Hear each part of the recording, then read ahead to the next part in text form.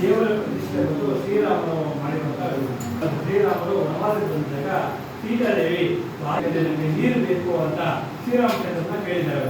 ಅವಾಗ ಕೇಳಿದಾಗ ಈ ಅಡವಿನಲ್ಲಿ ನೀರಿಟ್ಟುಕೊಂಡೆ ನೀರು ಹೋಗೋದು ಏನು ಮಾಡೋದು ಅಂದಾಗ ನನಗೆ ನೀರು ಬೇಕೇ ಬೇಕು, ಬಹಳ ದಾಹ ಆಗ್ತಾ ಇದೆ, ಬಾಯಾರಿಕೆ ಆಗ್ತಾ ಇದೆ, ನನಗೆ ನೀರು ಬೇಕು, ಇಲ್ಲಾಂದ್ರೆ ಆಗೋದೇ ಇಲ್ಲ, ನನಗೆ ಬೇಕೇ ಬೇಕು ಅಂತ ನನಗೆ ಬಂದು ಕೂತ್ಕೊಂಡಿದ್ದಾರೆ.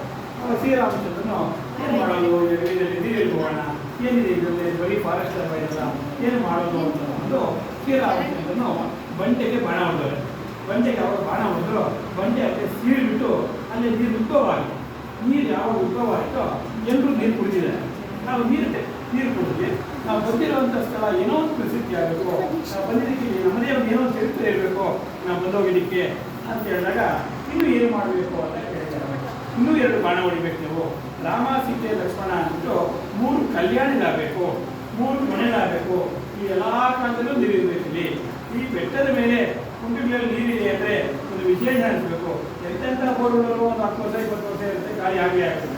ಇಲ್ಲಿ ಖಾಲಿ ಆಗೋದೇ ಇಲ್ಲ ಅಂದರೆ ನಮ್ಮ ದೈವ ಸಂಕಲ್ಪ ಇರಬೇಕು. ಈಗ ಮಳೆ ನೀರು ಒಂದು ಬಿಟ್ಟರೆ ಬೇರೆ ಏನು ಯಾವ ರೀತಿಯಲ್ಲೂ ಅದು ನೀರು ಬರಬಾರ್ದು. ಅದಕ್ಕೆ ಆ ನೀರಲ್ಲೇ ದೇವರಿಗೆ ಒಂದು ಸೇವೆ ಆಗಬೇಕು. ಒಂದೊಂದು ಕೊಡಕ್ಕೂ ಒಂದು ಅರ್ಥ ಇರಬೇಕು. ರಾಮ ಸೀತೆ ಲಕ್ಷ್ಮಣ ಅಂದರೆ ಒಂದು ರಾಮನ ಕಲ್ಯಾಣದ ಅರ್ಥ ಏನು, ಸೀತಮ್ಮ ಕಲ್ಯಾಣದ ಅರ್ಥ ಏನು, ಲಕ್ಷ್ಮಣ ತೀರ್ಥ ಅಂದರೆ ಅರ್ಥ ಏನು ಅಂತ ತೊಳ್ಕೊಂಡು ಇವರು ದೇವಸ್ಥಾನ ಪ್ರತಿಷ್ಠೆ ಮಾಡಬೇಕು. ನಾವು ಪ್ರತಿಷ್ಠೆ ಮಾಡಿಬಿಟ್ಟು ನೀವು ಹೆಸರಿಟ್ಬಿಟ್ಟು ನಾವು ಮುಂದೆ ಕೊಟ್ಟರೆ ಬಂಧುಗಳು ನಮ್ಮ ಚರಿತ್ರೆ ಇಲ್ಲ ಅಂತ ಹೇಳ್ತಾರೆ. ರಾಮರು ಬಂದಿರೋ ಸ್ಥಳ, ಓಡಾಡಿರೋ ಸ್ಥಳಗಳಿದು ಮಹಿಮೆ ಅಂತ ಇದು ಮಾಡ್ತಾರೆ ಅಂದ್ಬಿಟ್ಟು ಅವಾಗ ಆಂಜನೇಯನ ಸಂಜೀವನಿಗೆ ತಿಳಿಸಿದ್ದಾರೆ.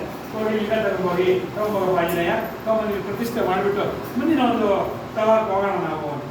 ಆಂಜನೇಯನ ಹೋಗ್ಬಿಟ್ಟು ಲಿಂಗ ತಗೊಂಡು ಬರಬೇಕಾದ್ರೆ ದಾರಿನಲ್ಲಿ ರಾಕ್ಷಸ ಅಟ್ಯಾಕ್ ಮಾಡಿದ್ರು. ಆಂಜನೇಯ ಯಾವ ರಾಕ್ಷಸ ಅಟ್ಯಾಕ್ ಮಾಡಿದ್ರು ಬರೋದು ತಡ ಆಗಿದೆ.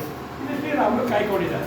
ದುರ್ಮೂರ್ತ ಬಂದ್ಬಿಟ್ಟು ಆಂಜನೇಯ ಬಂದ್ರಲ್ಲವ ಪ್ರತಿಷ್ಠೆ ಮಾಡ್ಬೇಕು, ಏನು ಮಾಡೋದು, ದುರ್ಮೂರ್ತ ಬಂದ್ಬಿಟ್ಟು ಏನು ಮಾಡೋದು ಅಂತ ಅಂದ್ಬಿಟ್ಟು ಆ ಕಾಲದಲ್ಲಿ ಮಣ್ಣಿನಲ್ಲೇ ಲಿಂಗದ ಥರ ಪ್ರತಿಮೆ ಮಾಡಿ ಪ್ರತಿಷ್ಠೆ ಮಾಡಿದ್ರು. ಮಣ್ಣಿನ ಲಿಂಗ ಇಟ್ಟಿದ್ದವರು ಪ್ರತಿಷ್ಠೆ ಮಾಡಿ ರಾಮಲಿಂಗೇಶ್ವರ ಅಂತ ಹೆಸರು ಇಟ್ಬಿಟ್ಟು ಆಂಜನೇಯನ ಲಿಂಗ ತಗೊಂಡ್ಬಂದಿದ್ದಾನೆ. ಗುರುಗಳೇ, ಈ ದಾರಿಯಲ್ಲಿ ತೊಂದರೆ ಆಯಿತು, ಬರೋಳ ರಾಕ್ಷಸ ಅಟ್ಯಾಕ್ ಮಾಡಿಬಿಟ್ರು, ಬರೋಳಿಗೆ ನೀವು ಪ್ರತಿಷ್ಠೆ ಮಾಡಿಬಿಟ್ಟಿದ್ದೀರಾ, ಈ ಲಿಂಗ ನಾನೇನು ಮಾಡೋದು ಇವಾಗ, ತಗೊಂಬಂದಿದ್ದೆ ನಾನು ಎಲ್ಲಿರ್ಬೇಕು, ನಾನು ಇವಾಗ ತಿಂಗಳು ಏನು ಮಾಡೋದು, ನಾನು ಬಿಸಾಕಾಗುತ್ತೆ, ಏನು ಮಾಡೋದು. ಆವಾಗ ನೋಡಪ್ಪ ನಾನು ಬಹಳ ಕಾಯಿದೆ, ಇದು ಬರಲಿಲ್ಲ, ದುರ್ಮೂರ್ತ ನಾನು ಪ್ರತಿಷ್ಠೆ ಮಾಡಬೇಕು ಅಂತ ಪ್ರತಿಷ್ಠೆ ಮಾಡಿದ್ದೀನಿ, ಈ ಲಿಂಗನ ನಿನ್ನ ಹೆಸರಲ್ಲೇ ಪ್ರತಿಷ್ಠೆ ಮಾಡಿಕೊಡ್ತೀನಿ, ನಿನ್ನ ದರ್ಶನ ಮಾಡ್ಕೊಂಡೆ ನಾನು ದರ್ಶನಕ್ಕೆ ಬರಲಿ ಅಂತ ಪಕ್ಕದಲ್ಲಿ ಒಂದು ಲಿಂಗ ಇದೆ. ಅದು ಹನುಮರಾಮಲಿಂಗೇಶ್ವರ ಅಂತ, ಹನುಮಲಿಂಗೇಶ್ವರ ಅಂತ, ಅದಕ್ಕೆ ಹನುಮಲಿಂಗೇಶ್ವರ ಅಂತ ಹೆಸರಿಟ್ಟು ಇದಕ್ಕೆ ರಾಮಲಿಂಗೇಶ್ವರ, ಶ್ರೀರಾಮನ ಪ್ರತಿಷ್ಠೆ ಮಾಡೋದಕ್ಕೆ ರಾಮಲಿಂಗೇಶ್ವರ ಅಂತ. ಮೂರು ಕೊಳದಲ್ಲೂ ಯಾವ ಬಂದರೂ ಕೂಡ ನೀರು ಇದ್ದೇ ಇರುತ್ತೆ. ಈ ಮನೆ ನೀರು ಒಂದು ಬಿಟ್ಟರೆ ಯಾರು ಒಂದು ಲೋಟದ ನೀರು ಹಾಕೋದಿಲ್ಲ. ರಾಮರ ಕಲ್ಯಾಣ ಬಂದು ಕೈಕಾಲು ತಿಳ್ಕೊಳ್ಳೋದು, ಮಧ್ಯ ಕಡೆ ಮಂಟಪ ಇದೆ ಕುಡಿಯೋ ನೀರು, ಸೀತಮ್ಮ ಕಲ್ಯಾಣ ಕುಡಿಯೋ ನೀರು, ಅಭಿಷೇಕದ ನೀರು, ನಮ್ಮ ಫಿಲ್ಟರ್ ನೀರು ಎಲ್ಲ ಚೆನ್ನಾಗಿದೆ. ಇಂಥದ್ದು ಮೇಲ್ಗಡೆ ಹೋಗ್ತಿದೆ ಲಕ್ಷ್ಮಣ ತೀರ್ಥ ಪ್ರದರ್ಶನ ಮಾಡಿಕೊಂಡು 3 ಕೊಳದಲ್ಲೂ ಪ್ರದರ್ಶನ ಮಾಡಿಕೊಂಡು ಇಲ್ಲಿ ಆಂಜನೇಯನ ದರ್ಶನ ಮಾಡಿಕೊಂಡು ರಾಮನ ದರ್ಶನ ಮಾಡಬೇಕು. ರಾಮನ ಶಿಷ್ಯ ಆಂಜನೇಯನು, ಅದಕ್ಕೆ ಗುರುವಿನ ದರ್ಶನ ಮಾಡಬೇಕಂದ್ರೆ ಶಿಶುವಿನ ದರ್ಶನ ಮಾಡಿ ಗುರುವಿನ ದರ್ಶನ ಮಾಡಬೇಕು. ಅದರಲ್ಲಿ ಹನುಮರಾಮಲಿಂಗೇಶ್ವರ, ಇದು ರಾಮಲಿಂಗೇಶ್ವರ ಅಂತ ಪ್ರತಿಷ್ಠೆ. ಪ್ರತಿದಿನ ಪೂಜೆ ಇರುತ್ತೆ. ನಮ್ಮದು ವಂಶಪಾರಂಪರವಾಗಿ ನಮ್ಮದು ಊರಿನ ತರಮಾರಿ ನಮ್ಮ ತಾತ ಅವರು, ನಮ್ಮ ತಂದೆ ಕೂಡ ನಾನು 100 ವರ್ಷದ ನಮ್ಮದೇ ಪೂಜೆ ಸೇವೆ ಮಾಡ್ಕೊಂಡು ಬರ್ತಾ ಇದ್ದೀವಿ.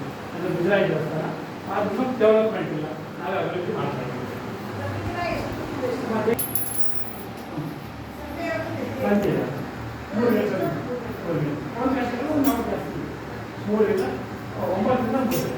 ಪ್ರತಿದಿನ ಅಭಿಷೇಕ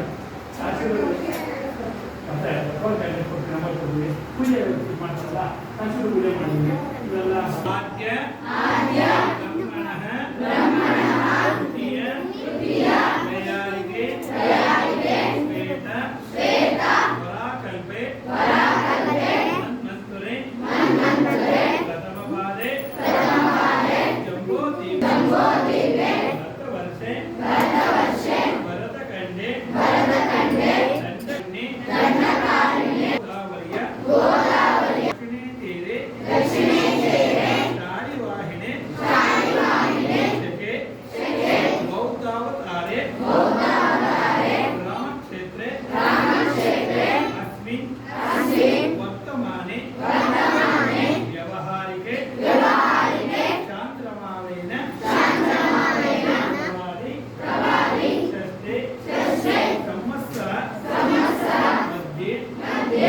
ಮಂಗಳಕರ ವಿಶ್ವ ವಸು ನಾಮ ಸಂವತ್ಸರೆ ಉತ್ತರಾಯಣೆ ವಸಂತ ಋತು ಚೈತ್ರಮಾಸೆ ಕೃಷ್ಣಪಕ್ಷೆ ಚೌತಿಯ ಗುರು ಭಾರತಃ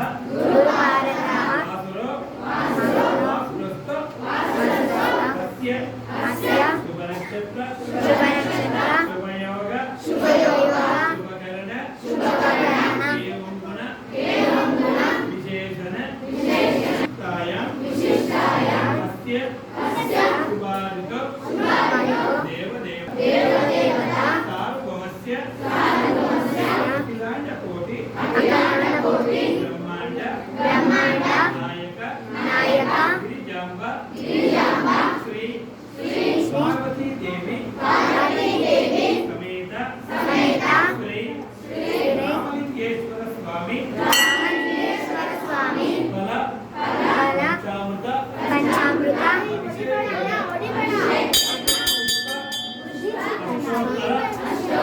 ಸಮರ್ಪಯಾಮಿ.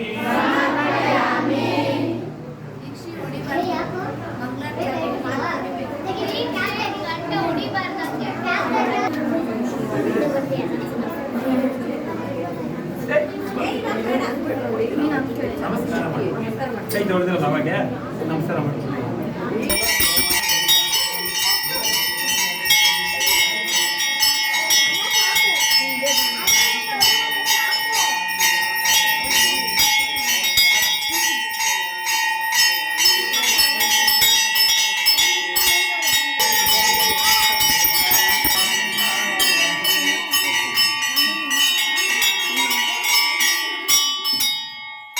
Amen.